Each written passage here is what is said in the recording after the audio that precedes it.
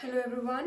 So this video is about my mistakes during my FMG prep. I hope I make my points very clear and you people please do not repeat those mistakes.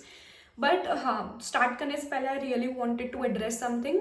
People in my comment section are judging me a lot on my speaking skills and what not. I was sitting like this and someone just messaged or commented below कि बैठी तो ऐसी है जैसे governor हो. So sitting like this is manners and sitting like this is no manners. I don't know why. But हाँ, मेरे को ये पता है कि जितना ज़्यादा थोड़ा बहुत भी जितना भी मेरा YouTube ग्रो करेगा उतना ज़्यादा लोग मेरे को जज करेंगे. So I'm okay with it. And somebody also commented कि डॉक्टर हो थोड़े मैनर्स से बात करो. Just because I do not sugarcoat things, I speak really blunt and straight. तो इसका मतलब ये नहीं है कि that I'm mannerless.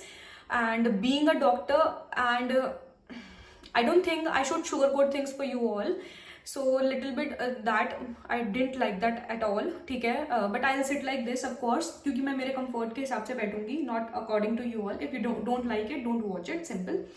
And yes, so what were my mistakes during my FMG prep? See, बहुत सारी mistakes कर करके पता लगता है कि अच्छा यहाँ पे गलती हुई थी, अच्छा हाँ ये वाली चीज़ मैंने जो है वो सही से करी थी. तो बहुत सारी mistakes हुई हैं और वो mistakes को खुद से rectify करके मैंने खुद से सीखा है कि ये चीज़ मेरे को अब अपनी नीट पीजी की प्रेप में नहीं करना है. सो टू स्टार्ट विद, सबसे बड़ी मिस्टेक मेरी थी प्री पीजी ऐप खरीदना. I am not defaming anyone और एनीथिंग, लाइक ये मेरा पर्सनल ओपिनियन है कि मेरे को वो ऐप का कोई यूज ही नहीं लगा अपने लिए. I used to solve questions from it but बहुत ही रैंडम क्वेश्चंस पॉपअप होते हैं, कभी जिपमर के, कभी पीजीआई चंडीगढ़ के, कभी नीट पीजी के, कभी किसी के. तो मेरे को नहीं लगता कि वो इनफ यूज की है. मेरे को वो नीट पीजी के लिए भी यूज की नहीं लगती, ना ही मेरे को वो एफएमजी के यूज की तो बिल्कुल भी नहीं लगती, क्योंकि रैंडमली जब क्वेश्चंस पॉपअप होते हैं तो आप रैंडमली उन्हें आंसर करते हो एंड यू गाइस, और फिर आपको कभी भी ऐसे नहीं लगता कि एक स्पेसिफिक एग्जाम की प्रेप के अकॉर्डिंग जो है वो मेरे को प्री पीजी नहीं लगा. ठीक है, ये पहली मिस्टेक तो मेरी यही थी कि प्री पीजी मैंने खरीदा. दूसरी मिस्टेक, मैंने प्रेप लैडर का क्यू बैंक अप्रोच किया. प्रेप लैडर का Q bank is something like, और उसके जीटीज बहुत ही ईजियर साइड पे होते हैं. आइदर बहुत ईजी होगा वो जीटी या फिर कुछ ऐसा जीटी होगा कि जो बिल्कुल ही आउट ऑफ द बॉक्स होगा और आपको उसके क्वेश्चन सॉल्व ही नहीं होंगे. तो सडनली आप एक जीटी में बिल्कुल ही 155 स्कोर करोगे और एक जीटी में आप 200 स्कोर करोगे, तो आप अपने आप को कहीं पर भी एनालाइज नहीं कर पाते प्रेप के जीटीज के अकॉर्डिंग. तो इस वजह से मेरे को प्रेप लैडर के जीटीज और प्रेप लैडर का क्यू बैंक बिल्कुल अच्छा नहीं लगा. जब मैंने 2-3 जीटी दे लिए उसके बाद मेरे को समझ में आया यार एक जीटी में तो बिल्कुल ही मेरे मार्क्स 160 आ रहे हैं, एक जीटी में 210 आ रहे हैं. ऐसा कैसे हो सकता है? लाइक मेरी प्रिपरेशन तो उसके अपने अकॉर्डिंग ही चल रही है ना. तो ऐसा कैसे हो सकता है कि एक जीटी में बिल्कुल 160 और एक जीटी में 210? तो मेरे को प्रेप लैडर का जीटी बिल्कुल भी अच्छा नहीं लगा. Then I switched on Marrow GT. तो मेरे को तब समझ में आया जब मेरे कंसिस्टेंटली एक तरीके के मार्क्स आने लगे कि हाँ यार 195, 200, 205, 207, जब ऐसे मार्क्स आने लगे तब मेरे को पता लगा कि हाँ यार मेरी प्रिपरेशन ठीक चल रही है. आपकी प्रिपरेशन में मैक्सिमम 5 या 10 नंबर का ऊपर नीचे हो सकता है, बट इतना ड्रास्टिक चेंज नहीं हो सकता कभी भी प्रिपरेशन के अंदर. तो वही मेरी सबसे बड़ी गलती थी कि मैं पहले प्रेप के जीटीज दे रही थी. प्लस प्रेप का क्यू बैंक जो है वो बहुत ही कॉन्ट्रोवर्शियल है, बहुत सारे गलत आंसर्स मार्क्ड है वहां पर. So I don't like it. And और मेरी गलतियां ये रही है कि मैंने जो है जब मैं रिविजन करती थी तो I used to think a lot. Like मेरी ओवर थिंकिंग जो है वो बहुत ज्यादा थी. हाँ, मैं इसको गलती ही मानती हूँ यार. जैसे अभी भी थोड़े से क्वेश्चंस आ रहे हैं मेरे को डीएम्स में कि यार जब हम पढ़ते रहते हैं तभी भी ओवर थिंकिंग होती रहती है, होगा या नहीं होगा. ये मेरे को भी बहुत होता था और ये मेरी गलती है. Like I accept this as my mistake कि शायद अगर मेरे को वो ओवर थिंकिंग नहीं होती तो शायद मैं थोड़ा सा और स्कोर कर लेती. Like I may have landed on 225. Like मेरा जो एम था, आज मैं बता दूं तो मेरा एम लिटरली 230 मार्क्स का था.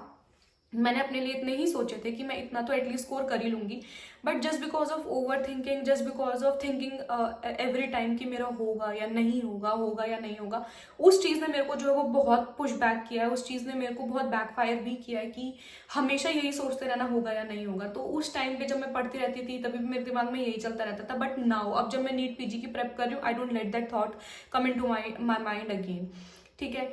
एंड और मेरी गलतियां जो है वो ये रही है कि बहुत सारी गलतियां रही हैं. लाइक मैं ना पहले नोट्स बनाने में बहुत टाइम वेस्ट किया है. जैसे जो मैं 4th-5th ईयर में जब थी, 3rd ईयर में जब थी, मैंने नोट्स बनाने में बहुत टाइम वेस्ट किया. और जबकि अब तो, और मेरे पास प्रिंटेड नोट्स थे, फिर भी पता नहीं क्यों मैंने जो है वो नोट्स बनाने में टाइम वेस्ट किया इतना ज़्यादा. Not about integrated notebook. Integrated notebook is something जो मैंने लास्ट मिनट रिविजन के लिए, और इवन मैंने तो स्टार्टिंग से ही अपने साथ रखी ही थी, वो मैं ऐसे यूज करती थी. जिस दिन मेरा कुछ भी पढ़ने का मन नहीं कर रहा, मैं संडे बैठी हूँ, कुछ भी पढ़ने का मन नहीं कर रहा, let's revise integrated notebook and do questions.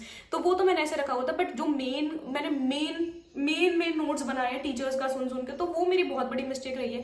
शायद मैं वो नोट्स नहीं बनाती तो मेरे को रिवीजन को और भी ज्यादा टाइम मिलता और मेरा स्कोर और भी ज्यादा अच्छा होता. तो 3rd 4th 5th 6th year वाले लोग प्लीज यार नोट्स बनाने में बिल्कुल भी टाइम वेस्ट मत करो. कुछ एक्स्ट्रा लगे, कुछ ऐसा लगे तो प्लीज उसी में ऐड कर लिया करो. बट मैंने तो मेन नोट्स, मैंने मेडिसिन के नोट्स मारवा सर के सुन के 7-8 कॉपियां भर दी. तो that is of no use यार. आजकल सब प्रिंटेड नोट्स आते हैं, तो बिल्कुल टाइम वेस्ट नहीं करना नोट्स बनाने में. शॉर्ट नोट्स बनाना, short notes something, short notes हम इसलिए बनाते हैं कि हम उस चीज को जल्दी रिवाइज कर ले.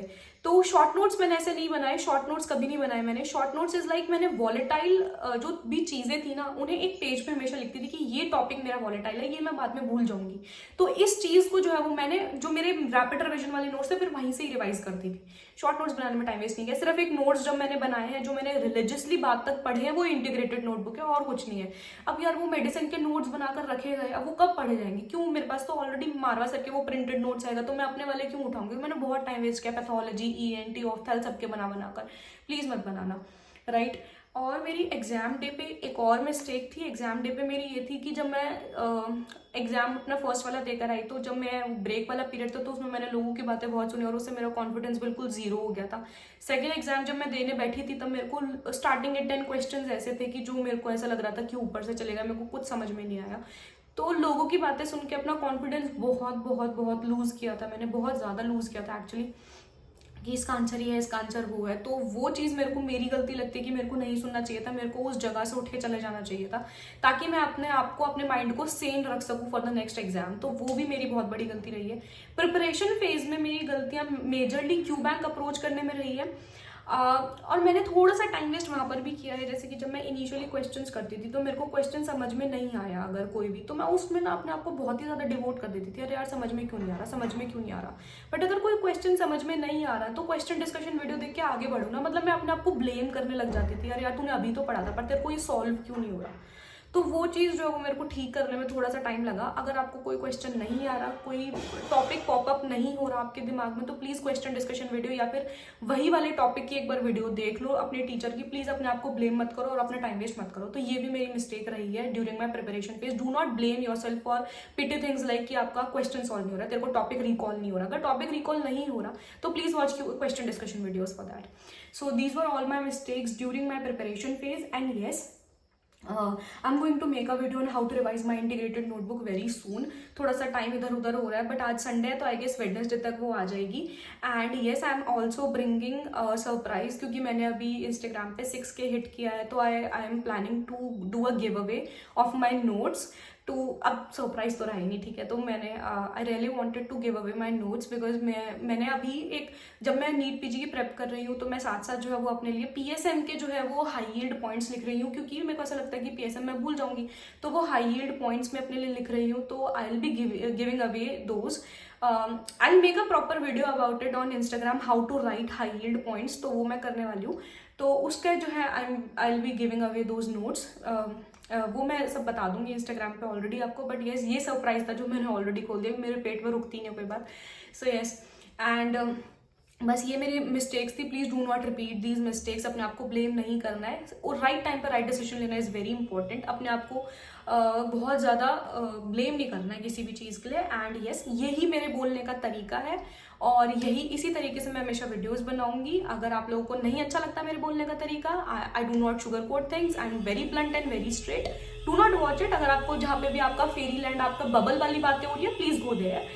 Do not watch this if you cannot hear the real truth, the harsh truth, the real reality of this world और real reality of the exam. तो यहाँ पे तो वही मिलेगा, उसके अलावा कुछ नहीं मिलेगा. Thank you so much.